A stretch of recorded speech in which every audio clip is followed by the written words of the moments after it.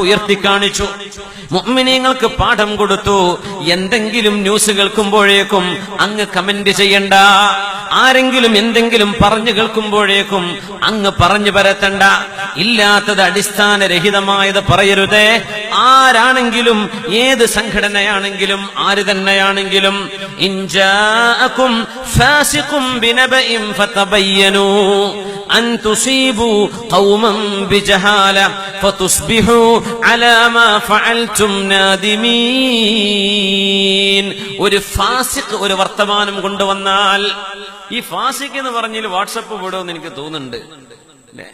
ഒരു ന്യൂസ് വന്നു, ശരിയാണോ എന്നറിയില്ല, മരിച്ചവനെ പിടിച്ചിട്ട് മരിച്ചില്ല എന്നും മരിച്ചവരും മരിക്കാത്തവൻ മരിച്ചെന്നും പല എന്തൊക്കെയാ മനുഷ്യന്മാര് പറഞ്ഞു വിടുന്നതെന്ന ഒരു ലക്കും ലഗാനുമില്ലാതെ എന്തൊക്കെ ന്യൂസുകളാണ്.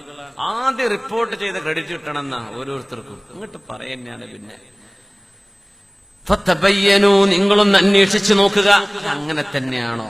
എന്തിങ്ങോട്ട് പറയണ്ട, ആരെയും കുറ്റം പറയണ്ട. എന്തിന്? നമ്മൾ അന്വേഷിക്കാതെ ശരി തന്നെയാണോ? വെറുതെ വാരി വലിച്ച് എന്തിനാ പറയണത്?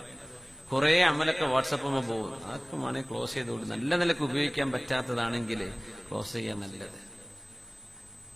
സോഷ്യൽ മീഡിയ ഒക്കെ വലിയ രസമായിരിക്കും ഉപയോഗിക്കാൻ, പക്ഷെ അതൊക്കെ ഇരുതല മൂർച്ചയുള്ള സാധനമാണ്, വളരെ ഡേഞ്ചറസ് ആണ്.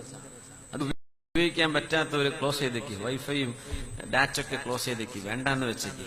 നന്മക്ക് ഉപയോഗിക്കാൻ പറ്റുമോ? യാ ഹബ്ബദ, വളരെ നല്ലതാണ്, വളരെ നല്ലതാണ്.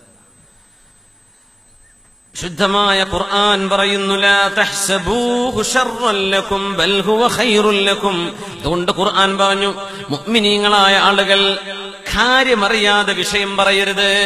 മുഅ്മിനീങ്ങളായ ആളുകൾ സത്യാവസ്ഥ മനസ്സിലാക്കാതെ വിഷയം പറയരുത്.